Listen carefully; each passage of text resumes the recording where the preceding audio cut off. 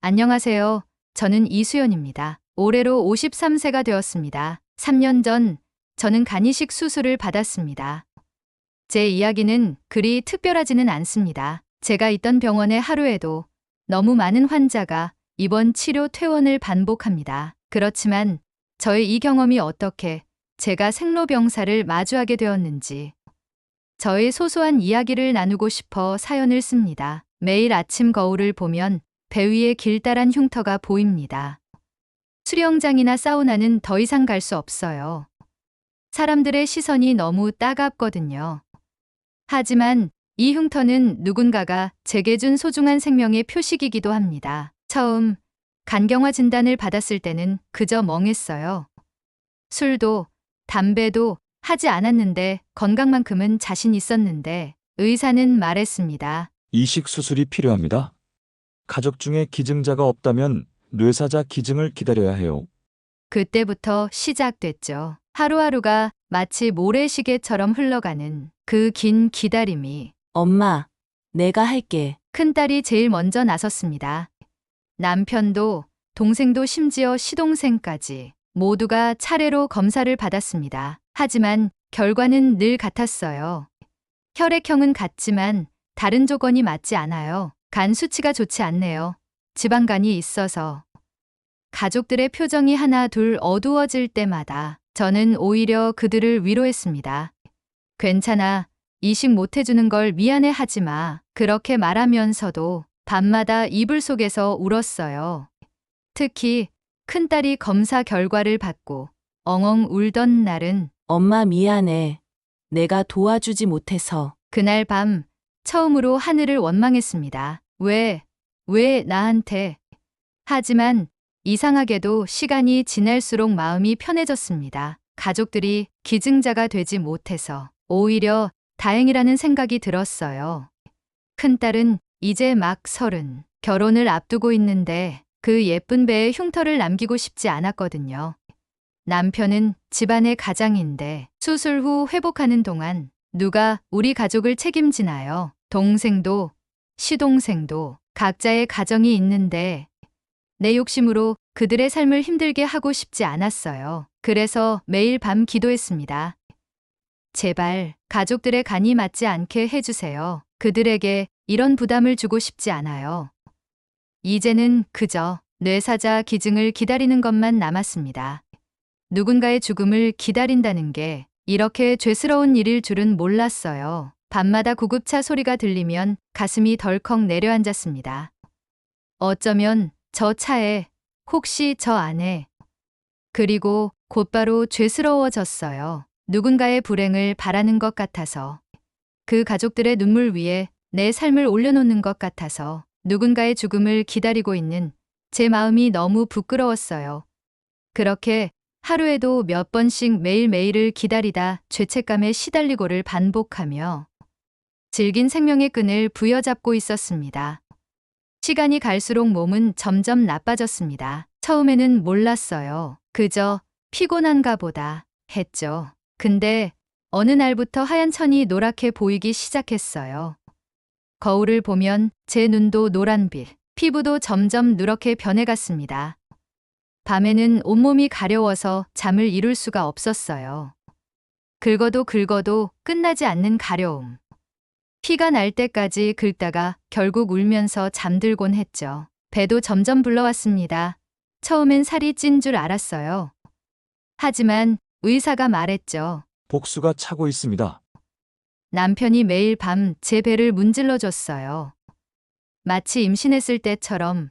하지만 이번엔 생명이 아닌 죽음이 제 뱃속에서 자라나고 있었습니다. 이제는 장이 나빠져서 음식도 제대로 먹을 수가 없었습니다. 아무리 맛있는 음식도 한 숟가락이면 끝. 억지로 먹으면 다 토하고 큰딸이 퇴근길에 사온 케이크도 그저 바라만 봐야 했죠. 엄마, 한 입만. 애처롭게 바라보는 딸의 눈빛에 억지로 한 입 물었다가 화장실로 달려가곤 했습니다. 잠도 못 자고 음식도 못 먹고 몸무게는 40kg대로 떨어졌어요. 옷은 헐렁해지고 머리카락은 한 움큼씩 빠지고 남편은 말없이 제 머리를 쓸어주었습니다. 짧은 머리도 이쁘더라. 자르는 게 어때? 결국 긴 생머리를 잘랐어요. 20년 만에 쇼커트. 이제는 거울 보는 것조차 두려워졌습니다. 그렇게 힘든 시간을 보내던 어느 날. 갑자기 울리는 전화. 이수연님, 지금 바로 병원으로 오실 수 있나요? 네, 뇌사자 장기기증 간이 나왔습니다. 순간 온몸이 굳었습니다. 기다리고 기다리던 순간인데 왜 이렇게 두려운 걸까요? 남편이 서둘러 짐을 챙기고 딸이 병원에서 필요한 물건을 가방에 넣는데 저는 그저 멍하니 앉아 있었어요. 여보, 가야 해요. 남편의 다급한 목소리에 간신히 자리에서 일어났습니다. 차 안에서 문득 생각났어요. 지금 이 순간 어디선가 한 가족이 눈물을 흘리고 있겠죠? 그리고 그 눈물로 제가 살게 되는 거예요. 병원으로 가는 길, 하늘이 유난히 맑았습니다. 문득 그동안 많은 일들이 뇌리를 스쳤어요. 간경화가 진행되면서 제가 점점 다른 사람이 되어갔습니다. 사소한 일에도 짜증이 나고 가족들에게 화를 내고 내가 이런 사람이 아닌데. 엄마, 미역국 끓여왔어. 딸이 사랑을 담아 끓여온 국을 한 숟가락 먹고 싸늘하게 말했죠. 짜다. 이런 걸 어떻게 먹어? 남편이 조심스레 말을 걸어도 그냥 내버려둬. 라며 문을 닫아버리고 머리가 아프고 몸은 가렵고 잠은 오지 않고 그 고통을 견디다 보니 제가 점점 괴물이 되어가는 것 같았어요. 밤마다 거울을 보며 울었습니다. 이게 내가 맞나? 노란 눈의 괴물이 저를 바라보는 것 같았어요. 가장 힘든 건 내가 변해가는 모습을 알면서도 멈출 수 없다는 거였습니다. 가족들의 어깨가 점점 처져갔습니다. 집안 분위기는 우울해져 갔고 온 가족이 빙판 위에 올라앉은 것 같은 나날이었습니다. 남편은 밤마다 제 등을 문지르다가 깜빡 잠이 들어 늦게 출근하고 피곤해 절어 일찍 퇴근에 달려오곤 했죠. 큰딸은 점심시간마다 병원에 들러 링거 맞는 저를 지켜보다가 직장에서 눈치를 받았대요. 문득 식탁에 놓인 달력을 보다가 깜짝 놀랐습니다. 딸의 결혼식 준비는 언제 하나? 남편의 승진 준비는 어떻게 된 걸까? 가족들의 인생이 저로 인해 완전히 멈춰버린 것 같아서 너무 미안했습니다. 어느 날은 남편의 통장 내역을 보다가 울었어요. 병원비, 약값, 영양제, 매달 통장 잔고가 바닥을 찍어가는데 남편은 한 번도 내색하지 않았네요. 여보, 미안해. 그렇게 말하면 남편은 늘 같은 말을 했습니다. 우리 가족이잖아. 하지만 그 말이 오히려 더 아팠어요. 가족이니까. 더 이상 이렇게 해선 안 되는데 그래서 결심했습니다. 더 이상 가족들을 힘들게 하지 않기로 억지로라도 웃으려 했어요. 음식을 못 먹겠어도 몸이 아파도 짜증내지 않으려 했고 밤에 가려워서 미치겠어도 혼자 화장실에서 울었습니다. 잠든 가족들 깨울까 봐. 하지만 그게 더 가족들을 아프게 했나 봐요. 엄마, 힘들면 힘들다고 해. 어느 날 딸이 제 손을 잡고 울더라고요. 여보, 더 이상 참지 마요. 남편도 그러더군요. 눈물이 났습니다. 제가 혼자 견디는 줄 알았는데 결국 다 보고 있었네요. 그제서야 알았어요. 가족은 함께 아파하고 함께 이겨내는 거구나. 전 더 이상 혼자가 아니었습니다. 그러던 어느 날 오랜만에 햇빛이 좋아서 베란다에 나갔습니다. 마침 앞동 아파트에서 이사가 나가는지 이삿짐 차가 서 있었어요. 문득 저 차에 한 가족의 추억이 실려 있겠죠? 그들의 웃음소리, 울음소리. 그동안의 시간들이 그런데 우리 가족은 이렇게 멈춰 있네요. 딸의 방에는 아직도 결혼 준비할 드레스 카탈로그가 펼쳐져 있고 남편의 책상 위에는 승진 시험 준비하다 만 책들이. 이제 그만 내려놓을까 처음으로 생각했습니다. 그때 병원에서 전화가 왔던 겁니다. 이수연님 간이 나왔습니다. 이식수술 진행할 수 있게 되었어요. 병원으로 가는 차 안, 저도 모르게 중얼거렸습니다. 내가 살아도 될까? 남편이 운전대를 잡은 손에 힘이 들어갔습니다. 미안해요. 지금 누군가는 말을 잇지 못했어요. 지금 이 순간 어딘가에서 한 가족이 견디기 힘든 시간을 보낼 텐데 큰딸이 뒷자리에서 제 손을 꼭 잡았습니다. 엄마, 우리도 많이 울었잖아. 수술실 앞 그동안 참았던 모든 감정이 한꺼번에 쏟아져 나왔습니다. 두려움, 부끄러움, 미안함, 그리고 살고 싶다는 간절함까지. 의사가 다가와 물었습니다. 준비되셨나요? 고개를 끄덕였습니다. 이제는 정말 다시 시작하고 싶었으니까요. 수술 시작하기 전에 하실 말씀 없으신가요? 의사가 물었습니다.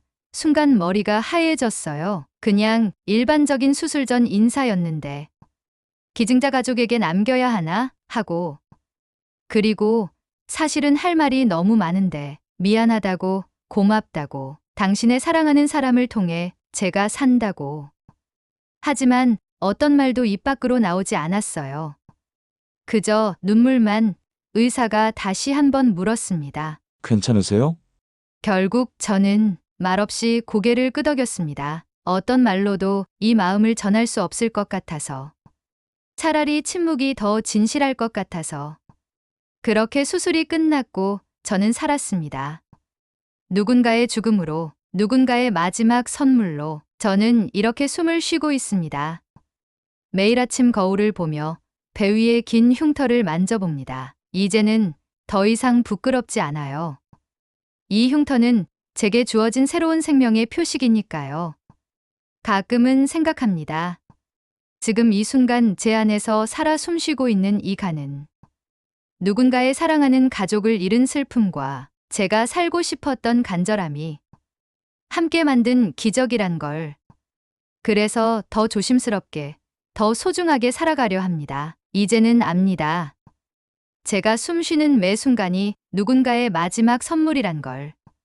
3년이 지난 지금 저는 매달 한 번씩 장기기증 재단에서 봉사를 합니다. 아직도 많은 사람들이 저처럼 기다리고 있거든요. 날마다 전화벨 소리에 가슴 졸이며 누군가의 죽음을 기도하면서 죄책감에 시달리며 봉사하면서 만난 한 젊은 남자아이 23인데 저처럼 간경화로 이식을 기다리고 있어요. 노란 얼굴로 힘겹게 웃는 모습이 그때의 저와 똑같아서 자꾸 눈물이 났습니다. 선생님, 저도 살 수 있을까요? 그 아이가 물었을 때 저는 대답 대신 그저 손을 잡아줬어요. 이제는 알거든요. 그 기다림의 시간이 얼마나 길고 무서운지. 하지만 그 시간이 있었기에 지금의 제가 있다는 것도 사실 수술 후가 더 힘들었습니다. 평생 약을 먹어야 한다는 것, 면역 억제제 때문에 감기 한 번 걸려도 큰 병원에 가야 하고, 마스크는 항상 써야 하고, 사람 많은 곳은 가지 말아야 하고, 좋아하던 회도 생선도 이제는 못 먹어요. 특히 힘든 건 이 모든 것들이 평생 계속된다는 거예요. 약 한 번 걸으면 안 되고, 검사 한 번 미루면 안 되고, 남편은 제 약 케이스를 들고 다니며 시간 맞춰 알람을 맞추고, 딸은 제가 먹으면 안 되는 음식 리스트를 냉장고에 붙여놓고, 때론 이런 생각이 들어요. 내가 정말 산 걸까? 아니면 그저 다른 형태의 병원 생활을 하는 걸까? 하지만 이내 마음을 다잡습니다. 이것도 선물의 일부니까요. 누군가가 제게 준 소중한 선물을 지키기 위한. 사실을 고백하자면 아직도 예민해질 때가 많습니다. 면역 억제제의 부작용 때문인지 때로는 작은 일에도 짜증이 나고 울컥하기도 하죠. 어떤 날은 약을 먹으면서도 이걸 평생 먹어야 하나 하는 우울감에 빠지기도 합니다. 가끔은 완전히 나았다고 착각하기도 해요. 마치 아무 일도 없었던 것처럼. 약속 시간에 늦을까 뛰어가다가 숨이 턱 막히고, 또 어떤 날은 모든 것이 귀찮아져서 그냥 다 포기할까 하는 생각도 들고, 하지만 그럴 때마다 제 배의 흉터를 만져봅니다. 누군가의 마지막 선물로 제가 살아있다는 걸 다시 한번 기억하면서 완벽하지 않아도 괜찮아요.